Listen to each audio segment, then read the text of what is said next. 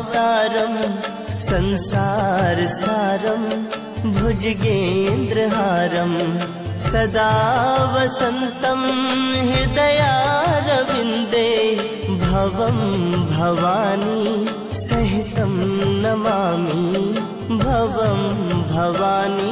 वर्तमान आधुनिक सभ्यता विषय आलोचना करा जाऊ। एहार लक्ष्य आम्भे माने पूर्वे कही थाऊ, वर्तमान एहार पथ कौन देखा जाऊ। आज पर्यंत आम्भे माने आम्भ मानकर आदर्शर उच्चतम सोपान रे पहुंची पारना हो। हाँ आमे वर्तमान सुधा आलोचना करछे। मन कर रोम सभ्यता, मेसोपोटामिया सभ्यता, माया सभ्यता, हिंदू सभ्यता आलोचना करछे। वर्तमान असला आधुनिक सभ्यता। आ पूर्व जते सभ्यता कथा हम आलोचना करते से गोटे निर्दिष्ट स्थान को नहीं नामित एबे जो कथा सामग्रिक आधुनिक सभ्यता एला आधुनिक सभ्यता। तबे ये को जगह सभ्यता हां देखिबा सभ्यता कर तार कारण होछि वर्तमान ग्लोबलाइजेशन है। हां पृथ्वी रो जे कोन सी जगह किछु उन्नति जदि होछि तार फल समस्त भोग पृथ्वी समस्त भोग कर। तेणु सारा पृथ्वी ग्लोबल जो सभ्यता बर्तमान डेभलप कर आधुनिक सभ्यता। तेणु या स्थान काल सहित संश्लिष्ट नुह ये जेनेरेशन है साधारणीकरण ठीक अच्छे। एहार लक्ष्य आम्भे माने पूर्वे कही थाऊ, वर्तमान एहार पथ कौन देखा जाऊ। आज पर्यंत आम्भे माने आम्भ मानकर आदर्शर उच्चतम सोपान रे पहुंची पारि नाहु। से पथरे केते बाट जे आसछु ताहा किछ मात्र निरूपित होई पारे। आमे केते बाट आसीचे सेटा को आमे आलोचना करि पारि। हां केते को उन्नति कर। हां कारण उन्नतिर बापतन नै बा शेष चरम किछ नाही। नहीं एटा न रहिबार गोटे कारण अछि कोन मनीष स्वयं जहा ता ठारू आहुरी से उच्चतर कथा चिंता करे।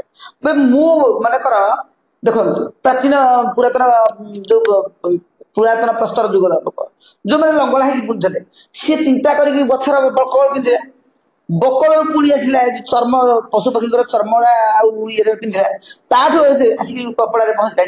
एबे मु भाबुची आठू आउ कौन पिंधि पारि। तेणु मनीष स्वयं जहा जो स्थिति में पहुंची ताठू अधिक किसी आशा करे। तेणु एटा लक्ष्य पथर जाइए चरम सोपान नुह पथर एंडिंग ना नाही। हां हमें को जाय जाइछे तो चिंता कर परिया किंतु सर्व शेष स्तर रा पहुंच परिया नाही। अन्यान्य सभ्यमानंक परि एहार लक्ष्य स्थल रे उपस्थित हेबाको बहु समय दरकार बोली अनुमान करा जाउछि। हां कारण होछि हम आगे रे बाट खोली एते बाट जो बाटरे आमे चाहबा आमे आगु जाई परिबा। किंतु अन्य जो सभ्यता गोटे निर्दिष्ट जेमति आमे इकोनॉमी हां आमे जेतला अर्थनीति कथा करछे गोटे क्लोज्ड इकोनॉमी एवं ओपन इकोनॉमी भीतर जो फरक था आधुनिक सभ्यता ओपन है एवं तार जो गवेषणा प्रशस्त रास्ता से खोली दी सेता जो सभ्यता था से गोटे निर्दिष्ट स्थान से स्थान से बाहर पारिबो नथिला। तेणु तांको पई गोटे सीमा थियो। आज सीमा है माने आमे भाबुतले जे पृथ्वी रो ऊपर वायुमंडल अछि वायुमंडल उपरको किछि ना किंतु मनुष्य जाके चंद्र रे पहुंचला पर वर्तमान देखु मंगल रे पहुंचला आमर तो भयजर जाना पूरा सोलार सिस्टम छाड़ी के पळेला। तेणु फास्ट आमर जो लक्ष्य स्थलटा विराट है। तेणु सेता वाला ताकर जो स्थिति था ताकर स्थिति तो आमे बदल जाय छै हमरा। तबरे एहार शेष फल कौन हेबो ताहा भविष्यत गर्भरे निहित। वर्तमान केवल परीक्षण ही चली। तेणु तार फलटा भविष्यत गर्भरे बा भविष्यत परिधि भितरे सी सीमाबद्ध होइकिरि रहिछि एवं वर्तमान केवल परीक्षण ही चली। परीक्षा निरीक्षा चली ठीक ना भूल चलो ठीक विज्ञान परीक्षण जोटा आमे पूर्व आलोचना करथिले सारा विश्व वर्तमान गोटे परीक्षा। हाँ तेणु जहाँ गोटे जो वैज्ञानिक नुआ जिन बाहर से ପ୍ରୟୋଗ କରିକି ଦେଖିଲା ହଁ। ଯେ ଏଇଟା ଦୁଇଟା ଟ୍ରାଏଲ ମେଥଡ ମାନେ ପ୍ରୟୋଗ କରିବା ରେଜଲ୍ଟ ଦେଖିବା ହଁ। ପୁଣି ପ୍ରୟୋଗ କରିବା ରେଜଲ୍ଟ ଦେଖିବା এইটা হচ্ছে বিজ্ঞানের বার্তা বিজ্ঞানের কোনো স্বতন্ত্র পথ বলে কিছু না ନାଇଁ বিজ্ঞানের স্বতন্ত্র পথ নাই এই রাস্তায় একা চালিব ସିଏ ପରୀକ୍ଷା କରିବେ ଦେଖିବା ଏଇ ରାସ୍ତାରେ ଗଲେ କଣ ହଉଛି ଯଦି ମନେ କଲେ ରେଜଲ୍ଟ ଠିକ ଆସିଲା ଆଉ ଗୋଟେ ରାସ୍ତା କଣ ହଉଛି ସେଇଥିପାଇଁ ସେ କହୁଛନ୍ତି ଆମର ପ୍ରାବନ୍ଧିକ ଯେ ପରୀକ୍ଷଣ ଅନବରତ ଚାଲିଛି। ଚାଲିଛି ହଁ ଅନଏଣ୍ଡିଂ ଏକ୍ସପେରିମେଣ୍ଟ ଗୋଟେ ଚାଲିଛି ବେଶ ବେଶ ଆଧୁନିକ ସଭ୍ୟତାର ଲକ୍ଷ୍ୟସ୍ଥଳରେ ପହଞ୍ଚିବାକୁ ଆମ୍ଭେମାନେ ବିଜ୍ଞାନକୁ ହିଁ ଅବଲମ୍ବନ କରିଥାଉ। ବୋଲେ ପାଠ୍ୟ କରି ଜୀବନର ପ୍ରତ୍ୟେକ କ୍ଷେତ୍ରରେ ଯୋଉ ଉନ୍ନତି କଥା କହୁଛେ ଆମେ ଚେଷ୍ଟା କରୁଛେ ବିଜ୍ଞାନର ପ୍ରୟୋଗଟା ଆଖି ଦୃଷ୍ଟି ହଁ ଭାରତୀୟ ସଭ୍ୟତାର ଯୋଉ ପୁରାତନ ପଦ୍ଧତି ଥିଲା ସେ ହଉଛି ଯୋଗ ପଦ୍ଧତି ଆଖି ଦୃଷ୍ଟିଆ ନୁହେଁ ବା ଯୋଉମାନେ ଯୋଗ ପଦ୍ଧତି ୟୁଜ କରୁଥିଲେ ଯିଏ ବ୍ୟବହାର କରିବ ସିଏ ତାର ରେଜଲ୍ଟ କରୁଥିଲେ ଦ୍ୱିତୀୟ ବ୍ୟକ୍ତି କୁ ସିଏ ରେଜଲ୍ଟ ଦେଇପାରୁନଥିଲା ଆଚ୍ଛା ଭାଇନା ଏଇଟା ବ୍ୟକ୍ତି କେନ୍ଦ୍ରିକ ଥିଲା।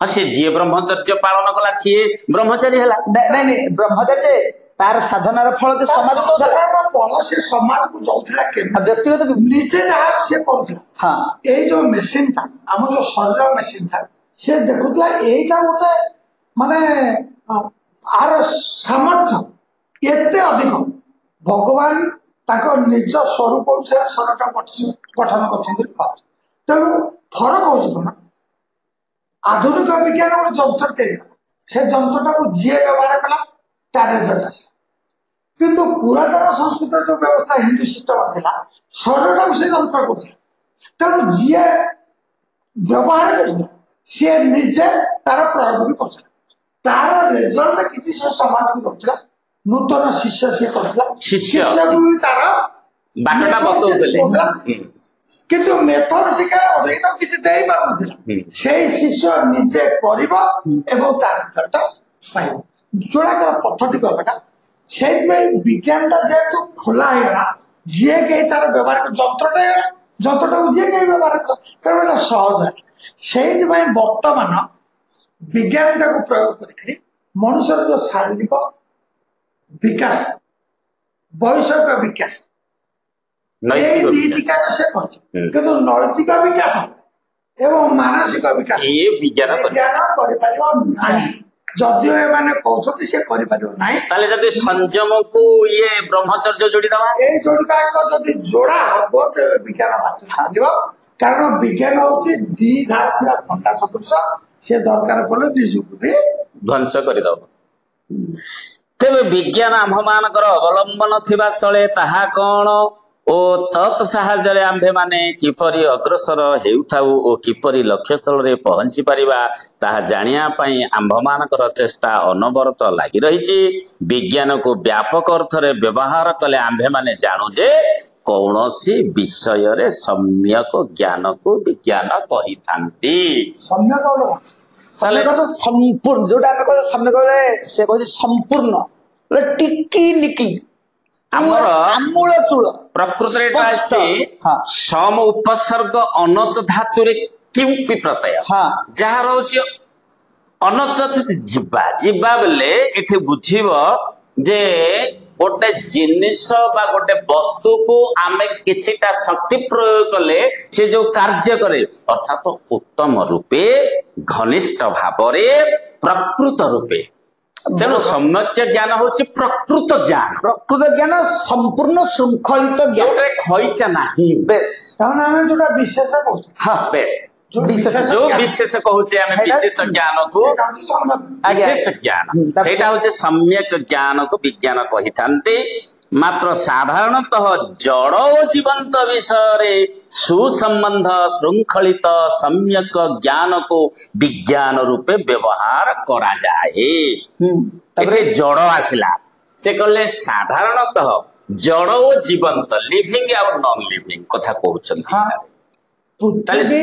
ପୃଥିବୀ ବୋଲି କହିଲେ ଏଇ ଯୋଡ଼ିକ ଜିନିଷ କିଛି ଜଡ଼ ଅଛନ୍ତି କିଛି ଜୀବନ ଅଛନ୍ତି ତାମାନେ ଜଡ଼ ଜୀବନ କହିଦେଲେ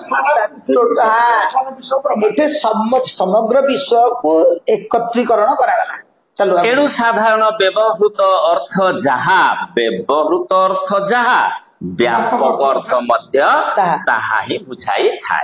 ତାପରେ କାହିଁକି ନା ଜଳ ଓ ଜୀବନ୍ତ ବିଷୟ କହିଲେ ବିଶ୍ୱ ବ୍ରହ୍ମାଣ୍ଡର ସକଳ ପଦାର୍ଥକୁ ତନ୍ମଧ୍ୟରେ ଏକତ୍ର କରାଗଲା।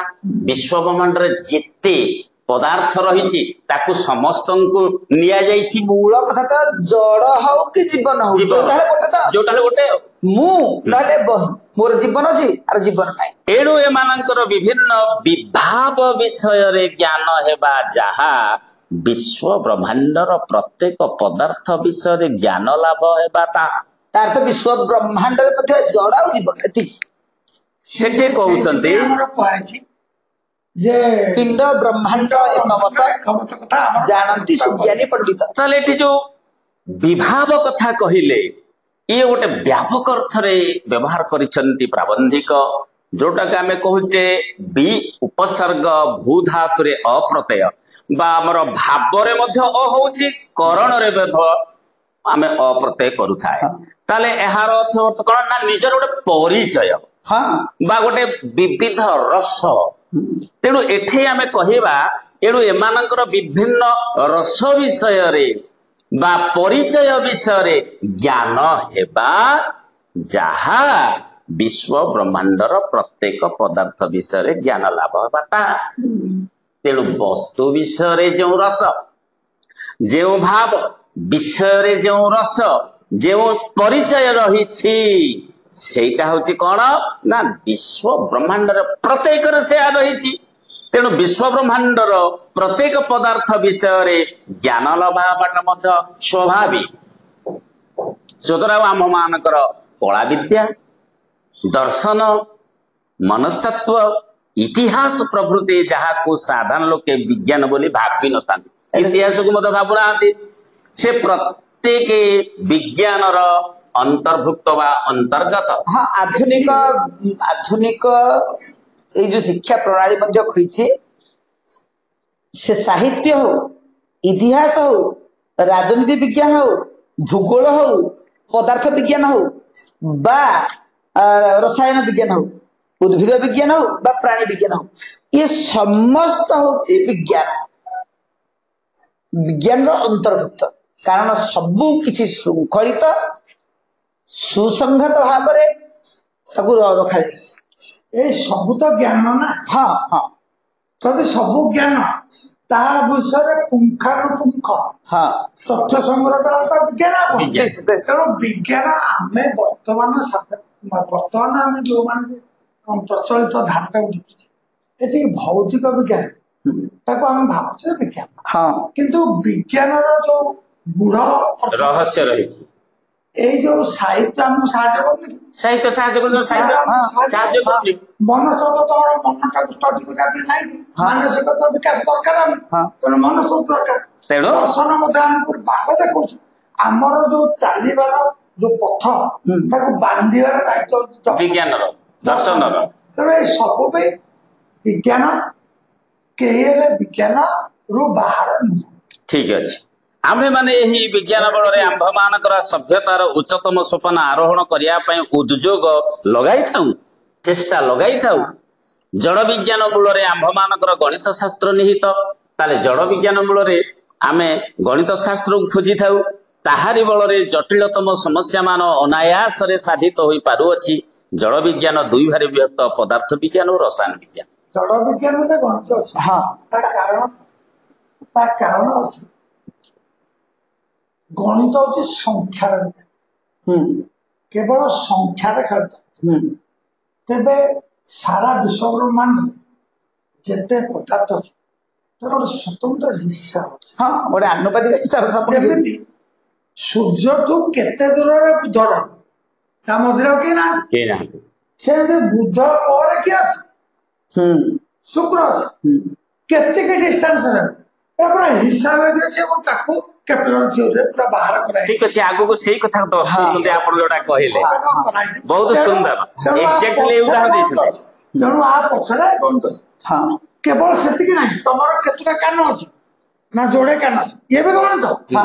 ତେଣୁ ଜୀବ ସୃଷ୍ଟି, ଜଳର ସୃଷ୍ଟି, ବିଶ୍ୱ ବ୍ରହ୍ମାଣ୍ଡ ସବୁ ପଛରେ କେବଳ ଗଣିତ ସୂତ୍ର ହିଁ କାର୍ଯ୍ୟ କରେ। ହଁ ତାହାରି ବଳରେ ଜଟିଳତମ ସମସ୍ୟା ମାନ ଅନାୟାସରେ ସାଧିତ ହୋଇପାରୁଅଛି। ଏଇଟା ସମାସ କୋଉ ସମାସ ନିରାକରେ ହବ? ଅନାୟାସ ନ ଆୟାସ ହଁ ନ ଆୟାସ ହଁ। ଆୟାସ ହଉଛି କଷ୍ଟ ହଁ ବୋଲେ ଯାହା କଷ୍ଟ ନୁହେଁ ସହଜ। ହଁ ଏଟା ହବ ନୟ ତତ୍ପୁରୁଷ ସମାସ। ପୁରୁଷ ସମାଜ। ଠିକ ଅଛି। ତାହେଲେ ଅନାୟାସରେ ସାଧିତ ହୋଇପାରୁଅଛି। ଜଡ଼ ବିଜ୍ଞାନ ଦୁଇ ଭାରେ ବିଭକ୍ତ, ପଦାର୍ଥ ବିଜ୍ଞାନ ଆଉ ରସାୟନ ବିଜ୍ଞାନ। ଏହି ଦୁଇ ବିଜ୍ଞାନ ମଧ୍ୟ ନାନା ବିଭାଗ ଓ ଉପବିଭାଗରେ ବିଭକ୍ତ କରାଯାଇଛି। ତାହେଲେ ସେଗୁଡାକ ସେ ବର୍ଣ୍ଣନା କରୁଛନ୍ତି ହଁ। ଯେ ପଦାର୍ଥ ବିଜ୍ଞାନରେ କଣ ସବୁ ବିଭାଗ ଗୁଡା ରହିଛି, ତାର ଇଏ ରହିଛି ଯୋଉ ପଦାର୍ଥ ବିଜ୍ଞାନ ଚାପ୍ଟର ଗୁଡାକ ରହିଛି। ହଁ। ଆଲୋକ ପଢୁଛନ୍ତି, ଲାଇଟ ପଢୁଛନ୍ତି ପିଲାମାନେ, ଦଶମ ଶ୍ରେଣୀ ପିଲାମାନେ। ଉତ୍ତାପ। ଉତ୍ତାପ ହିଟ୍ ପଢୁଛନ୍ତି, ବିଦ୍ୟୁତ ଇଲେକ୍ଟ୍ରିକ ପଢୁଛନ୍ତି, ଶବ୍ଦ ସାଉଣ୍ଡ ପଢୁଛନ୍ତି। ଏବଂ ବିଭିନ୍ନ ତତ୍ଵ ଅନୁସନ୍ଧାନର ବିଭାଗ ମାନଙ୍କରେ ବିଭକ୍ତ ହୋଇଛି। ଯେମିତି ରସାୟନ ମଧ୍ୟ ସେହିପରି ବିଭିନ୍ନ ବିଭାଗରେ ବିଭକ୍ତ। ଏହି ଜଡ଼ ବିଜ୍ଞାନରେ ଜଡ଼ ପଦାର୍ଥର ଘାତ, ପ୍ରତିଘାତ, କ୍ରିୟା, ପ୍ରତିକ୍ରିୟା, ବ୍ୟବହାର, ଆକର୍ଷଣ, ଗତି ଓ ମିଳନ ପ୍ରକ୍ରିୟା ପ୍ରଭୃତି ବିଭିନ୍ନ ବିଷୟ ଆଲୋଚନା କରି ଆମ୍ଭେମାନେ ଜଡ଼ ବିଷୟରେ ସମ୍ୟକ ଜ୍ଞାନ ଲାଭ କରିଥାଉ। ଅର୍ଥାତ ପୁଙ୍ଖାନୁପୁଙ୍ଖ ଜ୍ଞାନ ବା ମାର୍ଜିତ ବା ବାସ୍ତବ ବା ପ୍ରକୃତ ଜ୍ଞାନ ଲାଭ କରିଥାଉ। ଏଠି ପ୍ରାବନ୍ଧିକ ଜଣେ ବୋଧେ ବିଜ୍ଞାନର ଛାତ୍ର। ହଁ ଉଦ୍ଭିଦ ବିଜ୍ଞାନୀ ସେ ଉଦ୍ଭିଦ ବିଜ୍ଞାନ ସେ ନିଜେ ବିଜ୍ଞାନୀ ବିଜ୍ଞାନର କିଛି ଶବ୍ଦ ବ୍ୟବହାର କରିଛନ୍ତି। ମାନେ କେବଳ ସାଇନ୍ ମାନେ ସାଙ୍କେତିକ ଭାବରେ କିଛି ଦେଇଛନ୍ତି ଯେ ଏମିତି କିଛି ଜିନିଷ ଭିତରେ ବ୍ୟବହାର ହଉଛି। କାରଣ ଏଇ ଯୋଉ ବିଷୟ ଭିତରେ ତାର କିଛି ଆବଶ୍ୟକତା ନାହିଁ, ତେଣୁ ଜଷ୍ଟ ସୂଚନା ଟିକେ ଟିକେ ଦେଇଛି। ଠିକ ଅଛି। ଆମର ଦଶମ ଶ୍ରେଣୀ ପିଲାମାନେ ତାଙ୍କ ବିଜ୍ଞାନ ତ ପଢୁଛନ୍ତି, ଆଉ ତାଙ୍କୁ ଆଉ ବେଶୀ ଖେଳିବା ଦରକାର ନାହିଁ। ସେହି ଜ୍ଞାନ ବଳରେ ପ୍ରକୃତିର ସଂଘଟିତ ଯାବତୀୟ କ୍ରିୟା ଗୁଡିକ ହୃଦୟଙ୍ଗମ କରିପାରୁଥାନ୍ତି। ଏଠି ଜଳଚକ୍ର ହେଲା, ମେଘ ସୃଷ୍ଟି ହଉଛି, ବର୍ଷା ହଉଛି, ପିଲାମାନେ ଉପଲବ୍ଧି କରିପାରୁଛନ୍ତି। ଆମକୁ କାହିଁକି ଥଣ୍ଡା ଲାଗୁଛି, ଆମକୁ କାହିଁକି ଗରମ ଲାଗୁଛି, ପବନ କାହିଁ ଏ ଦିଗରେ ବହୁଛି, ପାଣି କାହିଁକି ଉପରୁ ତଳକୁ ବହୁଛି, ପାଣି କାହିଁକି ମିଠା ଲାଗୁଛି, ପାଣି ନଳକୂଅରୁ ବାହାରିଲା ବେଳକୁ କାହିଁକି ଲୁହାଳିଆ ଲାଗୁଛି, ଯେତେ ଜିନିଷ ସେମାନେ ସେ ଯାବତୀୟ କ୍ରିୟା ଗୁଡିକ ହୃଦୟଙ୍ଗମ କରିପାରୁଛନ୍ତି, ବୁଝିପାରୁଛନ୍ତି। ଆମ୍ଭମାନଙ୍କର ସୌରଜଗତ ପରି ଆଉ ଯେ କେତେ ବିରାଟ ଜଗତ ଅଛି ଓ ବିଭିନ୍ନ ଗ୍ରହ ତାରା ଉପଗ୍ରହ କିପରି ନିୟନ୍ତ୍ରିତ ହେଉଛନ୍ତି ଓ ସେଗୁଡିକର ଶକ୍ତିର ବିକାଶ ଓ କାର୍ଯ୍ୟ ପ୍ରଣାଳୀ କିପରି ତାହା ଆମ୍ଭେମାନେ ଜାଣିପାରୁ। ଖଗୋଳ ବିଜ୍ଞାନ ତ ଆଷ୍ଟ୍ରୋଫିଜିକ୍ସ ଦ୍ୱାରା ଆମେ ତାକୁ ଜାଣିପାରିବୁ। ଏହି ଜଡ଼ ବିଜ୍ଞାନ ବଳରେ ଆମ୍ଭେମାନେ ଜାଣୁଥାଉ ଯେ ଶକ୍ତି ବଳରେ ପ୍ରତ୍ୟେକ ପଦାର୍ଥ ଅନ୍ୟ ସହିତ ସମ୍ବନ୍ଧ ସ୍ଥାପନ କରିବାରେ କ୍ଷମ ହୋଇଛନ୍ତି। ସବୁଠୁ ଭିଟାଲ ଜିନିଷ, ମୂଳ ଜିନିଷ ଶକ୍ତିଟା। ଯୋଉ କଥାଟା ପୂର୍ବରୁ ମହାଶକ୍ତି କଥା କୁହା, ବର୍ତ୍ତମାନ ୟୁନିଫାଏଡ ଥିଓରି ଗୋଟେ ବାହାରିଛି ଯେ ଗୋଟେ ଶକ୍ତି କଣ ଅଛି, ସେ ଶକ୍ତିରୁ ବସ୍ତୁ ସୃଷ୍ଟି, ସେ ବସ୍ତୁ ଭିତରେ ସେ ଶକ୍ତିଟା ମଧ୍ୟ କାର୍ଯ୍ୟକାରୀ ହଉଛି। ଜୀବନ୍ତ ଯେତେ କଥା ଯୋଉ ଜଡ଼ ଆଉ ଜୀବନ୍ତ କଥା, ସେ ଜୀବନ୍ତ ଭିତରେ ସେ ଜଡ଼ରୁ ଆସୁଥିବା ଶକ୍ତି ହିଁ କାର୍ଯ୍ୟକାରୀ ହଉଛି, ଯାହା ଫଳରେ ସେ ଶକ୍ତି ବିହୀନ ଯୋଉ ଜୀବନ୍ତ ଜଡ଼ ପ୍ରାପ୍ତି ଅଛି।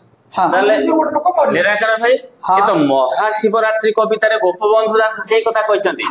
ଶକ୍ତି ବିନା ସତ୍ତା କେବେ ନୁହଁ ସମ୍ଭବ, ଏଣୁ ସଦା ଶିବମୟ ଦେଖ ସର୍ବଭବ।